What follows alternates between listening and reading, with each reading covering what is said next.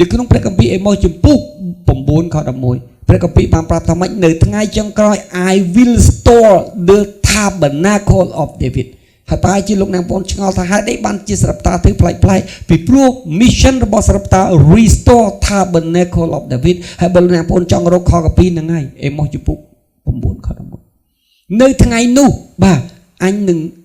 យ៉ាងម៉េចដែរលើកមានន័យថាស្ដារ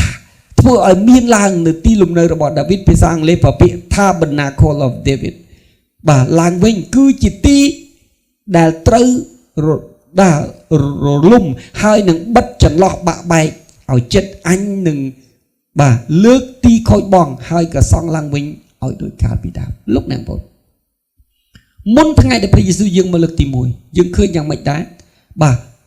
ជនជាតិអ៊ីស្រាអែលដែលត្រូវបំផ្លាញផ្ដេចផ្ដាល់ដល់គុលគ្រប់ហេដ្ឋារចនាសម្ព័ន្ធទាំងអស់ចាប់ផ្ដើមងើបឡើងមកវិញតាមចាប់តាំងពីចលនាលោកម៉ាកាប៊ីរហូតមកនៅឆ្នាំ100ជាងមុនព្រះយេស៊ូវយាងមកបាទហើយយើងឃើញយ៉ាងម៉េចដែរបាទយើងឃើញចេញពីចលនានឹងមកបាទជនជាតិអ៊ីស្រាអែលចាប់ផ្ដើមស្វែងរកព្រះចាប់ផ្ដើមថ្វាយបង្គំព្រះហើយពួកគេបានចាប់ផ្ដើមត្រឡប់មកឯព្រះចាប់ផ្ដើមរៀបចំការថ្វាយបង្គំបែបចូលខាងវិញ្ញាណវិញបាទរហូតត្រៀមសម្រាប់ការជាមកបប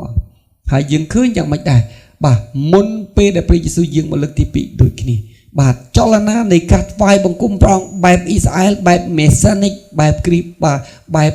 ជនជាតិយូដាបានចាប់ផ្ដើមរីកផលទៅគ្រប់ទីកន្លែងខ្ញុំជឿព្រះអង្គ30ឆ្នាំមុនខ្ញុំមិនដែលឃើញសារតីកាន់សាយផ្លុំឥឡូវនេះបាទ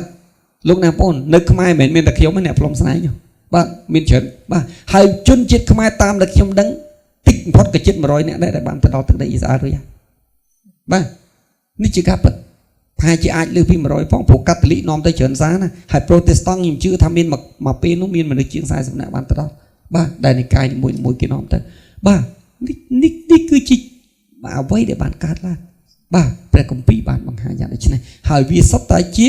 end time ទាំងអស់នៅក្នុងព្រះគម្ពីរដានីយ៉ែលជំពូក12ខ8ទៅខ9